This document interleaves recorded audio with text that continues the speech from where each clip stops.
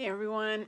In the month of February, we have been talking about empowerment. We've talked about how people empower us lots of times with their words. They see something in us, they call it out, or they hand us a project or an assignment, and that is empowering. We also talked about how we disempower ourselves with words. Talk to ourselves 50,000 times a day, and 40,000 of those are negative. So we talked about how to shift that. And then we talked about how to empower others last week. This week, I want us to come back to the Enneagram, which we do occasionally, and talk about empowerment and the Enneagram. How do these different types in the Enneagram, the typology in the Enneagram, how do we feel most empowered? What is the moment when the type 3 or the type 6 feel most empowered? So let's just run through them today. Type 1s. Type 1s are most empowered when they can improve something. Remember, that is their superpower. They make things better. They can make it from bad to good, good to better, better to best. They are about improving something. So they are disempowered, not feeling empowered, when they're in a situation where everyone is satisfied with mediocre and they're not able to make things better. So type 1s most empowered when they are able to make things better. Type 2s are most empowered when they are meeting the needs of others. That's their thing. One of their superpowers is that they can pick up on people's needs without ever being told what they are.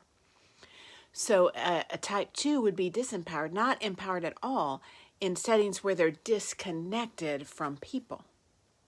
So if you are a bookkeeper and you're closed door in your office working on the numbers all the time, in order to feel empowered, you would have to connect those numbers back to the people and how you're caring for the people. Does that make sense? So type 3s. Type 3s are most empowered when they are successful, when they're feeling successful, when something is succeeding. They are doers, they are ambitious, they're willing to do whatever it takes to get ahead. So they're not going to feel empowered. They're going to be disempowered in a place where they're held back. So you'll see this in women a lot. In one part of their world, they're very empowered. They're very successful, type 3s. And yet in another part of the world, they're being held back. So they're successful in career, held back at home, or maybe more likely held back by their family of origin. Type 4s. Type 4s feel most empowered when they are feeling special and unique. These are the creative people, man. And so when they're not feeling empowered, when they're disempowered, is when they are expected to kind of assembly line things, when they're expected to produce the same thing over and over. They need to be creative. They're a special and unique group.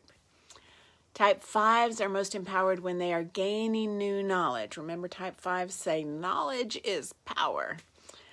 And so they're not going to feel empowered in a situation, in a circumstance, in an organization where information doesn't flow freely. They need the information. Type 6 are most empowered when they feel secure and supported.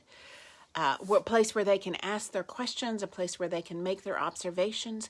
They're not going to feel empowered in a place where they get dismissed or even made fun of for the questions they're asking or the observations that they're making. Remember, they can see the big picture and find the holes in it quickly. So you want them to ask questions and make observations. That's when they're empowered in a secure, supportive situation. Let's see, that was type 6. Type 7. Type 7s feel most empowered when they are having a good time, when they are having fun, when they're bringing the fun for everyone else. So they're planning the next adventure. They're having a interesting conversation. They're going on some exotic trip. They are in the middle of throwing a party. That's where they're empowered. And they're not going to be empowered in a place where they have to keep doing the same thing over and over and over again. That's too boring for them. Type 8s are most empowered when they are advocating or protecting someone or something. So type 8s need to be in control in order to advocate and protect. So therefore, they're not going to feel empowered if they aren't given some control, if they don't have any control. Type 9s are most empowered when they are at peace, when they are feeling harmonious. They are the people in the world that have figured out how to be. We talk about human beings and human doers. Most of us have become human doers, but Type 9s, they know how to just be. So they are most empowered when they can just be, when they are at peace and harmony. So they're going to be not feel empowered in a place that is short on time, in a place where there's pressure and judgment, and they can't process and get to that place of peace and harmony. They can't be. So this is a quick run down the list of the 9 types and just how they feel empowered, or how they, in places they wouldn't feel empowered. I'm Michele Gooch with Life by Design. I'm here Wednesdays at 1. And in the month of March is Women History Month. So we will be looking at some very inspiring stories from different women in the month of March. At Life by Design, man, I know that you want to live a life of direction and purpose, to be the most authentic version of yourself. And in order to do that, you got to show up confident in who you are. We all need to show up confident. And there's a problem with that, right? The problem is that we don't always know who we are anymore. And that leaves us feeling like we're not enough. And I believe it's just wrong for any of us to feel stuck in that place where we're not feeling like we're enough. You and I, all of us, deserve to be who we were meant to be. And I know what it feels like to second guess myself to the place of just being paralyzed and not being able to get out of that I'm not enough, or I'm not blank enough, right? So that's why I have this proven framework that helps move you from second guessing yourself, from being stuck in this place, to getting to where you want to go, progressing on a life that you really want to live. You can find me at www.lifebydesign.guru. I'll see you next Wednesday.